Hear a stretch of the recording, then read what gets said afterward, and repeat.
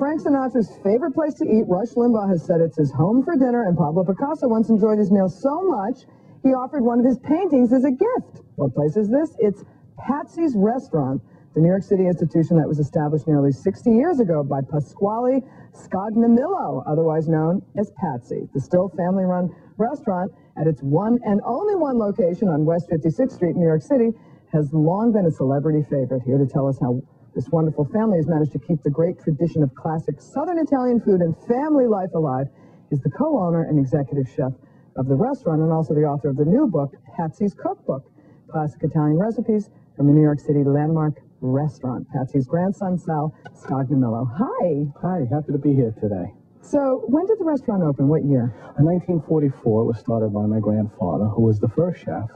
He's passed away at this point. My father was the second chef. Now he's in the dining room, and I'm only the third chef in all these years. Which is so incredible. It's very rare nowadays to have that. I know. It's consistency. And you all got along? Or did you fight in the kitchen? No Italian families ever fight about anything. So. Well, here's the thing I love about Italian families. Like, when you come to my house for dinner, everybody's screaming and yelling at each other, but people don't understand that's the normal pitch. That's regular. Now, the recipes are really traditional and have pretty much stayed the same, haven't they? I pride myself on maintaining the tradition that my grandfather started, and they're classic Neapolitan recipes. The emphasis is on the red sauce. We use, all different red sauces in many of our dishes. There are some northern dishes also, but the heart of the menu is really what my grandfather kept, started with. And the reason I don't change it that much is that's why people come to Patsy's. Right. When did you start cooking? Full-time, I started in January of 1985. My father, I graduated college. He said, would you like to learn a little bit of the basics of kitchen? Because I really had no idea how to cook anything. And that was 17 years later, and I'm still here. Right. But I love it. But you thought about actually doing something else at one point, didn't you? I took communication arts. There you go, there you go. All right, well, you brought some food with you tonight, so tell me. All of these are dishes that are in the book, in our cookbook, the Patsy's Cookbook. Some of these are, actually, we have two of the Frank Sinatra favorites. The whole cookbook, the first section, is all about Frank Sinatra, many great stories. And this is what's nice about this book. It's not just a regular cookbook. I mean, obviously, the recipes are there. There's 100 great recipes, but you have some great memories and great stories. The first section is dedicated to Frank Sinatra. It was his favorite restaurant. We have the stuffed artichoke. We have his What's it stuffed with? It's stuffed with the breadcrumbs, cheese. For him, whole garlic. Whole garlic. He would take the garlic out. He couldn't Fun like to kiss at the end of the night. Absolutely. What would he do with that whole garlic? Put it under his tongue? I mean, what? I know he couldn't digest it. That was the thing. So, and you have some capers, olives, and anchovies in there, and that's baked in the oven for about an hour, 15 minutes. Then there's the fusilli with the garlic oil and anchovies, and don't let the name fool you. It's whole garlic, which we brown for flavor, just like we do with the artichoke. Take it out, and then he would have it sprinkled with breadcrumbs. And then we have two other dishes. One is chicken alla zingara, and zingara means like a gypsy. So whatever they could put in there, we have mushrooms, we have peppers, asparagus, artichoke hearts with chicken breast. And then I brought a dessert, is the warm chocolate torte, which is my personal favorite. I love chocolates. And with some whipped cream and fresh raspberries. That's great. And all those recipes are in the cookbook? They're all in the cookbook, yes. All right, now tell me some great Frank Sinatra stories. One of my favorites, I have two favorites, but one that I really like is when he brought the whole Yankee team for dinner. He met with the Yankee team for dinner. Billy Martin called up my father, and he said, Joe, I'm coming over. This was 1978. And he says, I'm coming over with the whole Yankee team, Billy Martin. So the upstairs room, the way it's situated, is two sections. There's a section you can seat 30, a section you can seat 40.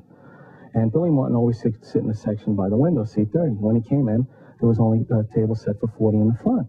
So he said to my father, who's that for? He says, well, I got that saved for someone really important. Wrong thing to say to Billy Martin. Didn't realize what he said. Wrong thing to say. And, Billy Martin, of course, proceeded to rib my father for the rest of the night, and then we get the signal that Frank Sinatra was coming. And when Billy Martin saw the commotion, he comes face to face with Sinatra. And he didn't know what to say. His mouth dropped. Left my father alone for a few minutes. Sinatra came in. Billy Martin comes up to my father. You got to introduce me. I've got to meet Frank Sinatra. Please, I don't know. He's a little tired. He just flew in from the coast. Long and short of it, he introduces him to Frank Sinatra. And the whole Yankee team comes over and says, we got to meet Frank Sinatra. So they did. They sat down, they ate their dinner. Sinatra finished his dinner. 3 hours later, Yankee team was still there. They said, we're not leaving until Sinatra leaves. He leaves, waves goodbye. Billy Martin says to my father, you made a great night even better. He says, now let me have the check. My father said, I'm sorry, I can't do that. He said, why? So Frank Sinatra paid for it. Wow. Whole Yankee team. Generous man. Yeah, unbelievable. But there was a night he didn't pay for dinner. There was one. That was Wait, only one night, right? In his whole career that he didn't pay for dinner. It was a standing thing that he never let anyone pay for him. So one night he called my father and he said, Joe, I'm coming in, Barbara and myself, another couple. It's okay to give the other man the check. Whatever you want. No problem. He said, no problem. And they came in. They had a nice dinner.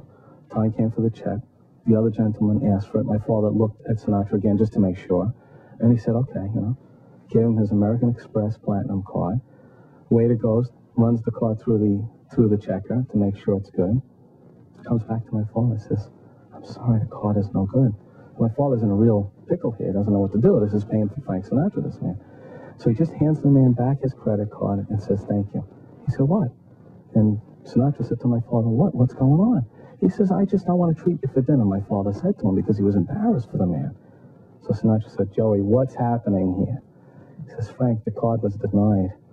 Denied? The man got all mad. He got all flustered. He said, let me get on the phone with these people. He called up. Sorry, sir, the card is denied. The man turns out to be James Robinson III, the president of American Express, and his card was denied. That happens sometimes when you have an American Express card. I hope they straighten out that little problem. It's all done, but it was very unusual. Now, what about Jackie Gleason? You have a great Jackie Gleason. I love Jackie Gleason. He was great. Now, he passed away in '87, so I didn't get to serve him that much, but I did get to serve him like about a dozen times. And he was just such a gentleman. I mean, just the polar opposite of what you saw in The Honeymooners. Class act all the way, and always so kind to us. And there's one story in the book about when my father brought a whole roast suckling pig up to his suite in the Sheraton Hotel.